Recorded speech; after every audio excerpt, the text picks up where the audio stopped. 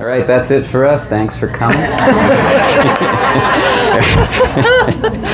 So I was just going to say, for anyone that might be a little afraid of Laura, I just found out while I was sitting there that she does run story time, where she sings for the children. Baby story time. So in all seriousness, I think everyone found it refreshing and different as a selection. So can you talk a little bit about what draws you to dark topics in both your fiction and poetry? Yeah, I do like, hi everyone, thanks for having me today. I do have always loved dark topics ever since I was a little kid, whether that was kind of unsolved mysteries of life, like the Loch Ness Monster or aliens or ghosts, or Nancy Drew mysteries. You know, I was a total addict of Nancy Drew when I was little, but I've always been drawn to that. I don't know if it's, I feel like, of course, mysteries and suspense kind of add drama and spice to life. So just on a purely entertainment level, I think there's that attraction of, like, I don't know, it makes life less boring, right? To delve into mysteries and dark things. But I also think in a deeper way that exploring dark topics or unsolved mysteries or things like that, like the mystery of why a person would kill another person, can get us really close to, like, the mystery of life, you know? And I feel like it can also act as a kind of catharsis. I find that, and I know this is just me, this is probably not everybody, but I often find when I'm having a hard time in life, I want, like, something dark. I want a dark book or a movie. And it kind of acts as a release valve for me, to help me get through some kind of hard thing in life. And I know that may not be true for everyone, but so I don't know what it is that attracts me, but I have always been that way. I don't know what's wrong with me. But yeah. So also a catharsis to write, would you say? Yes. Yeah? Yes, I should have said that. It is a catharsis to write. And I will say that, you know, going around doing events for this book, I have noted that writers who write in the darker, you know, horror and thriller, suspense, are the nicest people I have met. I swear it is like, you know, it lets you get it all out onto the page. And then you can be this, like, sunny and light person in life, you know? It's not an act. It's like, it helps you kind of plumb those depths and get them out. That's interesting. I never really thought about that. So as a librarian, obviously, I really appreciated the way the library functions as almost a character of the book.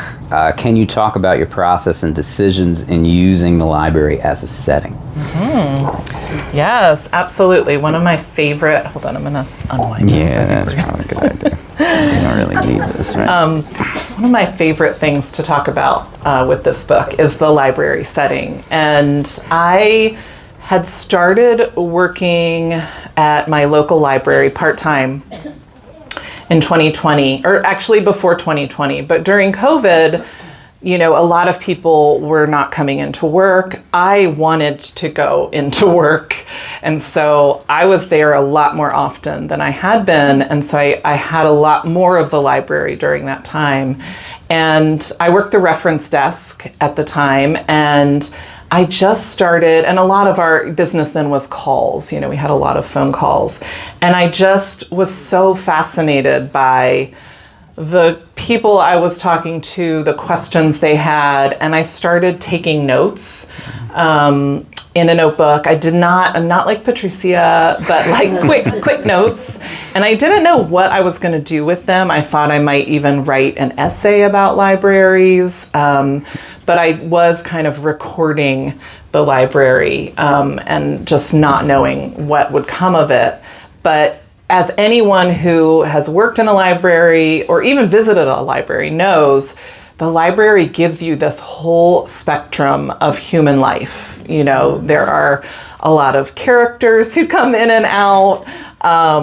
You just really see people in all walks of life at the library. And it's a fascinating place. It's a perfect setting for a novel. It basically just handed itself to me. So, yeah. Yeah, it was definitely perfect too for the way you handled it. As more of a horror thing. I could totally see that. So I liked that. I have to ask a follow-up question because I loved in the book the series of strange reference questions. So I assume they were all real, since I have been asked many strange questions, including if fire engines carry toilet paper, which I later realized I think the guy was thinking, like, if I'm out of toilet paper, can I call the fire? Can I call the fire first? Well, sure. So were they questions you have actually experienced, some of them? Yes, definitely, or versions of them. But yes, I've been asked to spell words. I've been asked by one person who calls, there are a lot of weekly callers, and one person would call every week to ask about what's the weather in Dubai, what's the weather in Seoul. I've been asked to diagnose medical conditions. How does plumbing work in a building? All kinds of things. Yes, it is very real. And of course, you took the plumbing class, like I did. Oh, of course, yeah. Part of library study. So one of the many strengths of this novel, in my opinion, is its characters. So there is a moment when Patricia realizes that she has written her own mother into her novel in progress, which I love that moment. Can you talk about your characters and where they came from? Are any based on people from your own life? Sure. The characters for this one, really, it started with Margot for me. And she is based on a historical woman named Jane Toppin, who was a very cheerful and efficient, great nurse in the 1850s, who was also killing her patients in much the same way that Margot does in the novel, or did. It's all behind her now. But she would inject them with drugs and then climb on top of them to watch them die in a state of ecstasy. And I came across her while listening to a podcast, a true crime podcast called Criminal, which is an excellent podcast. And I was instantly fascinated by her. There aren't many female serial killers, and I had always wanted to write a novel about a female serial killer, my dream. And so I was really fascinated by her, not only because of the disconnect between her personality and what she was doing, secretly for a while before she was caught, but also because she was working a job that was, of course, one of the few jobs available to women at that time, and one that, we continue to fulfill as caretakers, kind of the caretakers of society. But at the same time, she was kind of unconsciously, I'm sure, because I'm sure she was a psychopath, but acting against that by killing her patients. She was kind of, it felt very subversive to me, and just fascinating. So I kind of tucked her away in my brain for later. And when I started the novel, I started writing in Margot's voice. And because I had kind of had her in the back of my mind, it came very easily. I loved writing Margot. She's so much fun. So I didn't have a Patricia at first. And then as I got further into the novel, I realized I think I really need a foil to this character to give it more depth and interest. And so I came up with Patricia, who was going to be just a frustrated reference librarian, like somebody who had these high ideals about her job, but had to come to, find out what it was really like. But then I thought, that's not quite juicy enough, you know? And as a writer, I have had, you know, like any writer, tons of failure, rejection, hard times. So I realized, oh, she should be a frustrated novelist. And then I could kind of pour all my angst into her and make her interesting. I really had to work on her a lot more than I had to work on Margot, but by the end of the novel, I was much more interested in Patricia than Margot, and I won't spoil it for anyone but who hasn't read the book, but you know, she has she goes through changes, and Margot doesn't. She is who she is, right? So it was more interesting to me to have this character and like watch her transform. Now, as far as like your library staff in the book, have you ever had anybody say to you like, "Oh, is that me in there?" Oh yes, all the time, all the time. And my library, which threw me this amazing launch party when the book came out. But everybody I worked with was like, "Am I Margot?" And I would just say, "Yes, yeah, you're Margot, sure." But really, I didn't base the staff on anyone. Kind of like amalgams of different people, but right. I could see that. Yeah, I could see that. All right, let me go back to my list here. All right, so such a fascinating theme in your work is, to me, the thread of obsession. I really love how you apply it to the act of reading, writing, and killing all at once. So let's talk about reading first. So the point, another of my favorite parts of the book is when Margot kind of falls in love with reading, with Shirley Jackson's novel. Especially, you know, and it disturbs her in the sense that how she wants to just live with the book and finish it, right? I love that. So can you talk about being a fan of Jackson and how she has influenced you? Sure. Yeah. Yes, I love writing that scene too. It was fun. It's fun to find something that disturbs a disturbing character. And in this case, it was reading. You know, she's never read before. She's not a reader. But Shirley Jackson has, you know, I've loved her work for so long, especially We Have Always Lived in the Castle, which I think is her masterpiece. And I had read it years before, but while writing this novel, I was having trouble at one point finding a book something good to read. And so I was frustrated and I just thought, I'm just going to reread We Have Always Lived in the Castle. And I did, and you know, blew my mind. I love her work because she writes, you know, you could say very simply, like clear, lucid prose, as my senior English teacher would say. And her stories come across as fables or fairy tales. Like they're very simple, they're strange, but they're not shouting their message to you, right?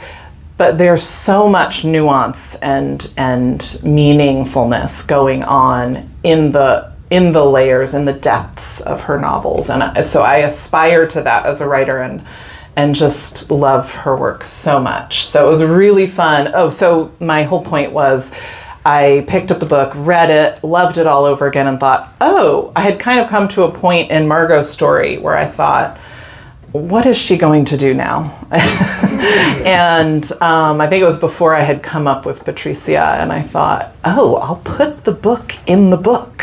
I'll put this book in the book because I already felt like it was in conversation with the Jackson novel. And then, yeah, so I literally put it in.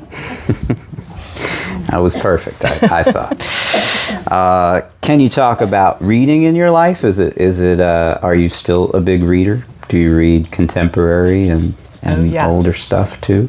Oh, yes. I'm a huge reader.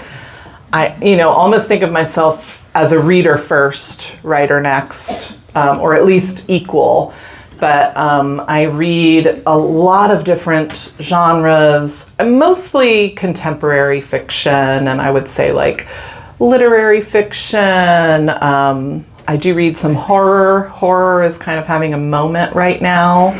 And I feel like as a writer, you have to read widely, and I've definitely been among people who were snobby about anything but something called literary fiction. But I think that is so limiting as a writer and as a reader. There's just so much brilliant work in the so-called genres. And so I read all the time. I cannot go to sleep without reading. Like, I have to read at night. So, and I have insomnia, and so I wake up and I read more. Who's your favorite horror genre like now? Oh. Yeah, I'm curious. Well, I don't know if I have a favorite author in horror, actually, but the best book that I read all of last year, maybe in the last 5 years or more, was technically a horror novel called Our Share of Night by Mariana Enriquez. She's an Argentinian writer. And it is exquisite. It is very dark and it does have some gruesomeness to it, but it is 800 pages long. I could have read, and I am a short novel person, okay? I love short novels. I think they're usually superior to long novels, but that novel I could have read forever.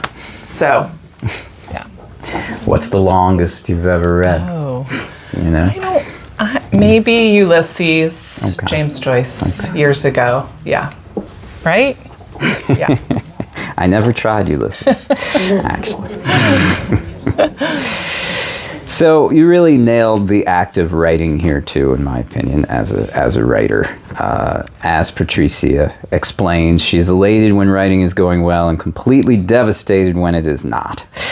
I love how in the end you equated the obsession of writing with other dark obsessions in the novel. Does that come out of your own experience at all? Yeah, I have always had this idea that there is a lot that writers have in common with serial killers. And then, I don't know if you know the show Wednesday, which is, was on Netflix, Wednesday Addams from the Addams Family. And she is a writer. And there was a scene, and I swear I've had this belief for a long time, but there's a scene with her and she's talking to the hand, and she says something like, well, I'm a writer, I'm stubborn, single-minded, and obsessive. And the hand says, so are serial killers. And I definitely think that it was really fun to put a writer with a murderer so that you can see how thin the line is between these two women in many ways, one of whom is normal, right? And, she's an upstanding citizen, she's a librarian. But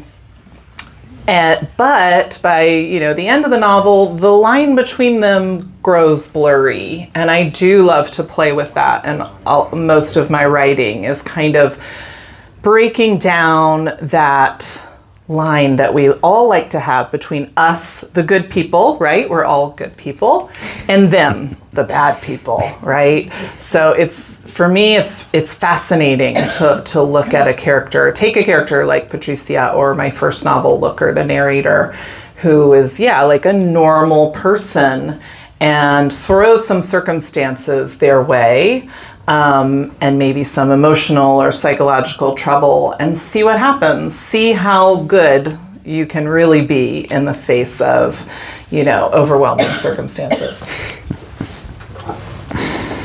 So I'm always interested when talking to writers about, the act of writing itself, the process. Do you do it every day? Is it something that is like a job for you, or something that, comes out of inspiration? So Can you talk about that? That's a great question. I feel like when I was writing poetry more regularly, it was kind of inspiration based. Like I would just jot down something, when I felt the urge. And then I would work on it, draft, many drafts back and forth. But with fiction, you cannot do that. You really, there's a grind to it. So yes, you have the inspiration, absolutely. But I don't write every day, but I do write almost every day and every day that I can.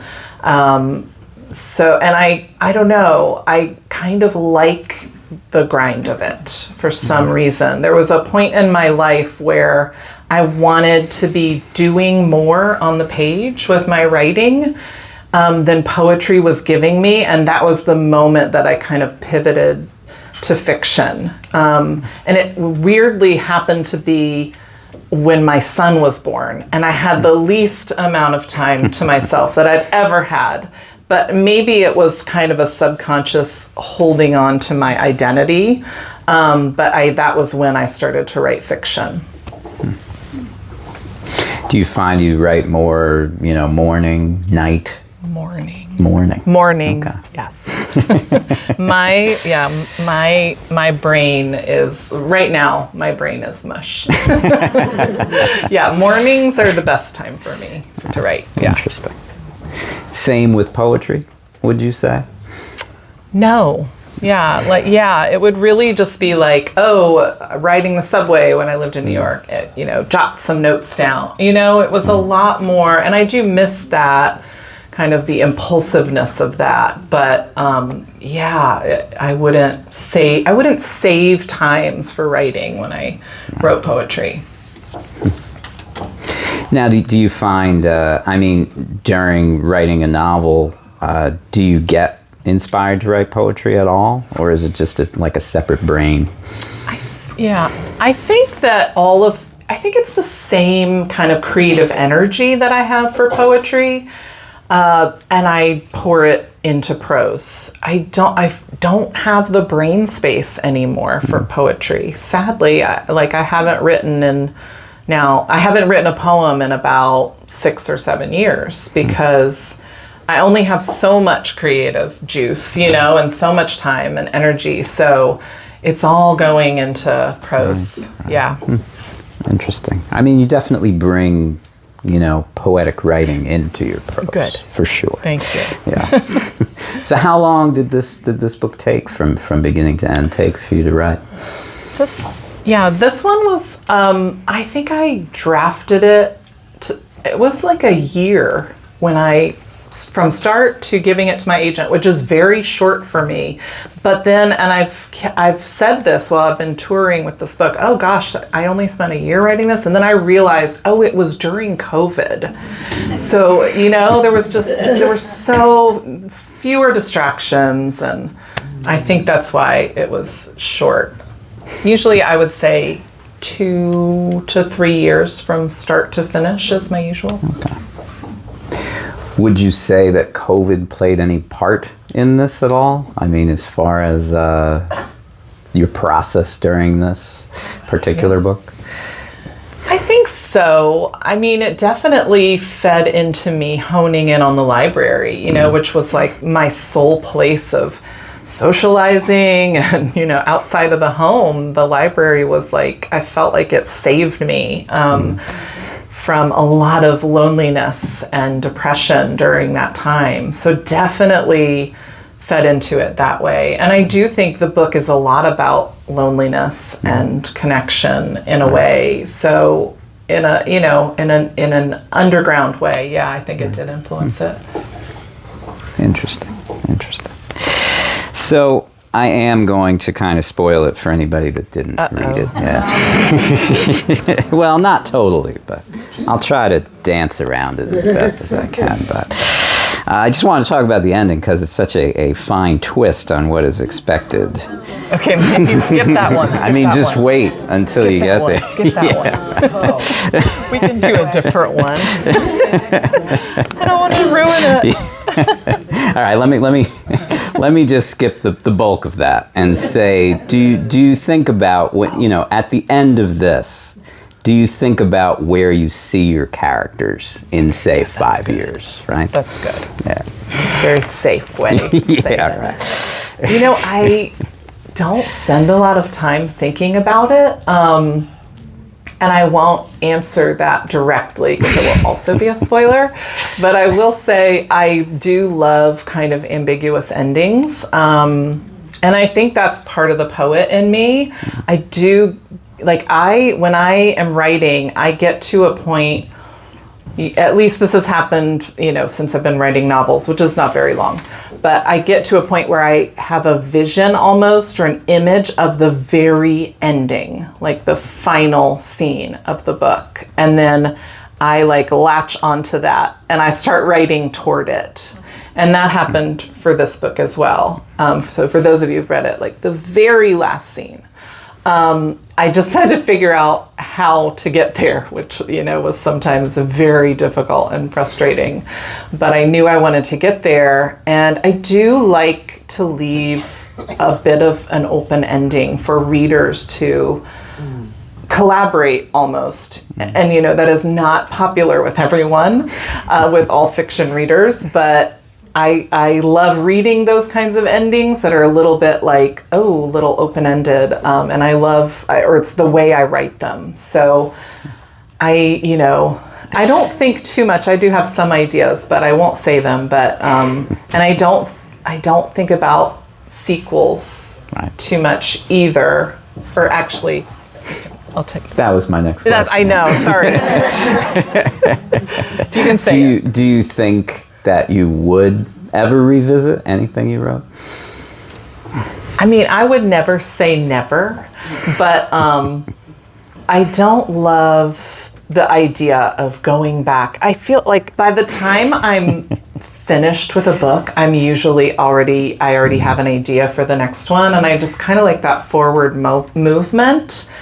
This book has been optioned for film, so, who knows if that will ever happen.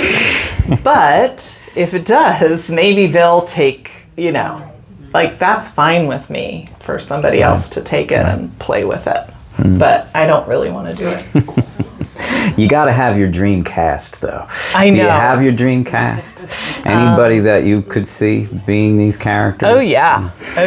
I do. My first thought was Olivia Colman for Margot. She would be wonderful. Patricia Arquette would be wonderful. So, yeah. Can dream.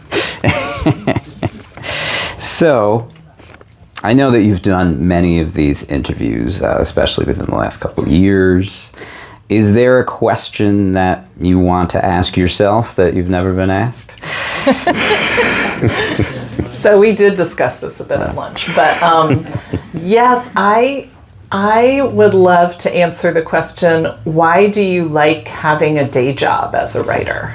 And it is a part-time job. I work 2 days a week, and then I write, or I try to write the other 3. But I really love, I don't want to just be writing. I have done that, and it is not good for me. It can also take a lot of the fun out of the writing, but because I have a job that I go to 2 times a week, and it is a job that when I leave the door, I do not think about it, which was not the case when I was teaching. And, it was always you're always thinking about it.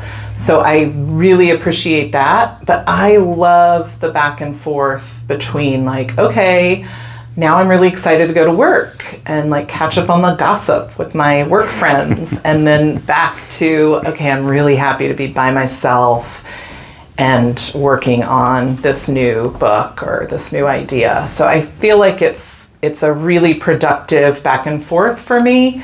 And of course it gives me a little stability too, which is, crucial for a writer.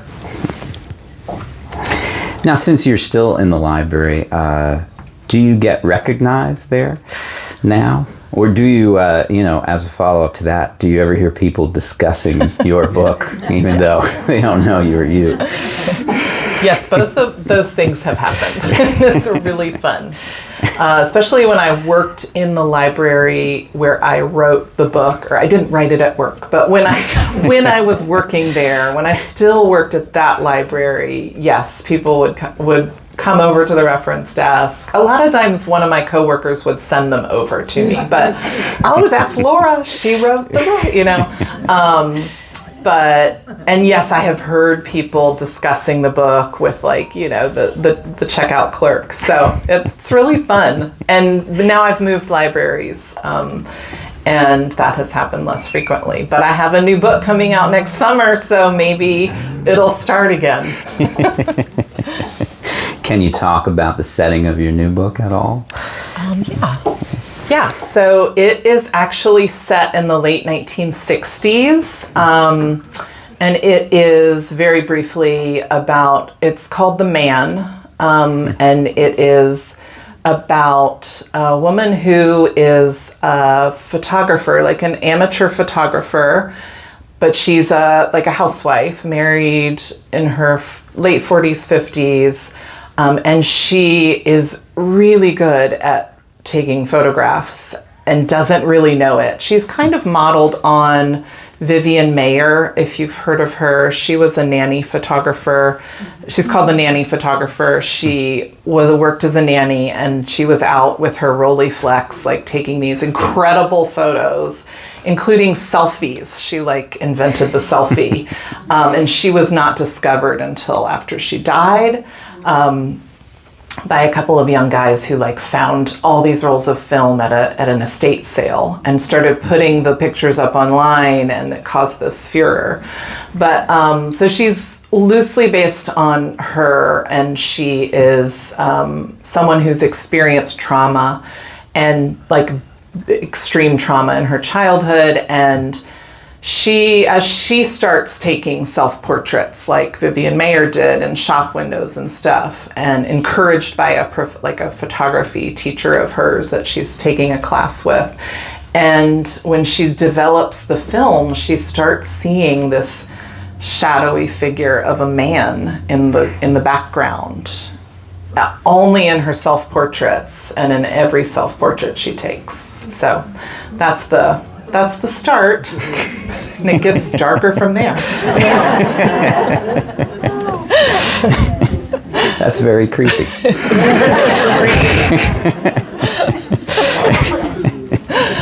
So I don't want to take all the time here. I'm sure lots of people have questions for Laura, so I want to leave some time for that. Do we have some questions out there? Okay. And I think we're going to try to bring that mic to everybody that has a question. A sketchy mic. Let me see if it's on. No? Not on? If you tell me I could repeat it into Yeah, the it's mic. probably not a big deal. So, yeah, we could repeat it again. If that So wasn't working. why don't you ask? And Yes. I absolutely love this book. Oh, I'm so glad. Absolutely loved it. I read the last 40 pages 3 times. You did? Yes, because quite often when we're in the midst of the anticipation of getting to the end and everything, Yes. we kind of overlook little minute details. And Right. so it was fabulous. Thank you. But I want to know about Friday Guy. And I want to know how you conjured up that relationship between Margot and Friday Guy. And have you ever come across anybody in your library experience that was like Friday Guy?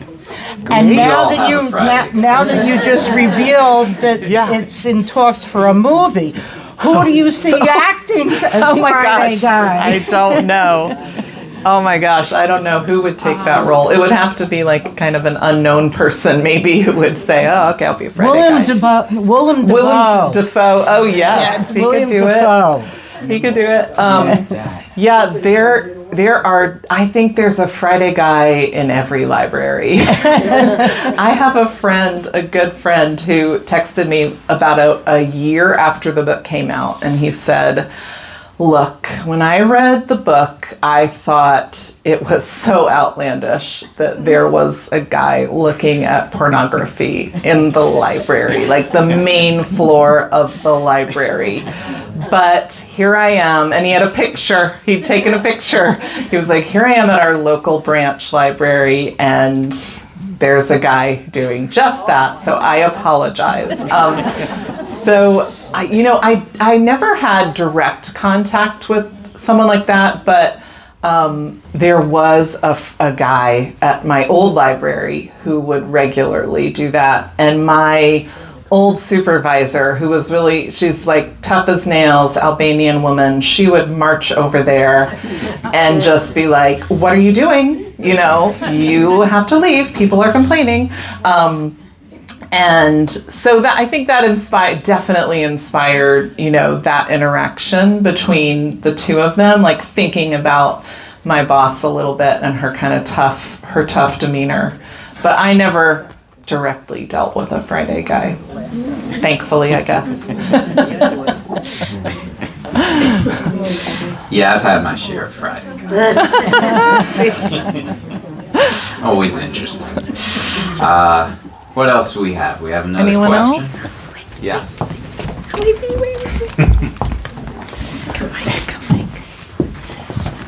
So go ahead, you can speak it out, we'll repeat it. Okay. Did Margot kill Patricia's mother?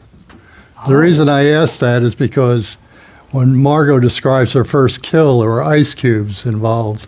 And when Patricia was talking about her mother in the hospital at the end, she mentioned the only thing she remembered were ice cubes, and she couldn't remember the nurses. Wow. Yeah, I'm a Virgo. Yeah. Did you all hear that? Did everybody hear that? Do you want me to repeat it? Just maybe the basics. So did Margot kill Patricia's mother? I would have to say no, but I appreciate that level of detail, attention to detail. That is amazing. And I do think they are connected in this way that, Patricia thinks about, like, was there a Margot in the room taking, kind of hovering somewhere near my mother. But I don't think she actually killed her. But you can leave that. Like, it's possible. You should work on that as your own plot. Yes. Any other questions out there? Yes. What was the name of the book that was 800 pages that you liked so much? Oh, yes. It's called Our Share of Night. Very good. Okay. Yes. I just wrote it down. I want to make sure I got it. Thank you. And she's written quite a few, right, Enriquez? Yes. I know we have some. Yeah. She writes short stories as well that are, I think, have won the Booker Prize. Right. Yeah, from 800 pages to a short story. Yeah. Right. Anybody else out there? Okay. You got a bunch. You got one right here? Yeah. Yes. Yes. All right. Hi. So I heard that you said that you pictured the end and worked towards it. Mm-hmm. Have you always done that approach? Did you find that you changed that? Like, for instance, you start out writing something and see how it's going to evolve before you decide on the exact ending? So that's a good question. It's, has Laura always written towards an end that she knows, or whether she has kind of let it flow into the end ever? Yeah. And yeah, also, did I change anything, right? So I would say yes. I do have this image of the end, but I definitely make changes as things flow. I am not an outliner. I write basically usually from voice is what drives my work, which is the same for poetry. I'm super organized in my life, my daily life, and very unorganized in my writing. I've tried to outline, but I found that it kills the kind of spirit of the book. And I know that's not true for everybody, but definitely let it evolve and develop as it goes. We had a couple over here, right? Oh, there we go. When you were working in the library, were you jotting notes to yourself for the book once in a while? Oh, yes. Oh, yes. She asked, were you jotting notes at the library? Yes, definitely. Not like Patricia to that extent where she's just full on writing, but definitely, especially my encounters with people, I would just jot a quick, line or two about it so I could remember it for later. And it was so fun. I found it so wonderful to be able to use my job in that way. It made me look forward to work even more because it was creatively useful. So this is our last question. Hi. So what was the inspiration to naming your characters? Inspiration for naming the character. Yeah. Okay. Yes, I am really bad at naming characters. In my first book, I don't even name the narrator. Sort of without thinking about it, but people would always ask me, why didn't you name her? And so I had to come up with very intelligent sounding theories for why I didn't name her. But this one, I don't know. It has to sound right and feel right. And I think Margot is the perfect name for her. No offense, Margot, which is a lovely name for lovely people. But it was just the right name for her. And Patricia, I wanted it to be a little bit, she's a little bit snooty. And so I wanted it to be pronounced a different way. And, but yeah, it's one of my least favorite parts of writing is naming characters. I just wish I could call them A, B, C, and D.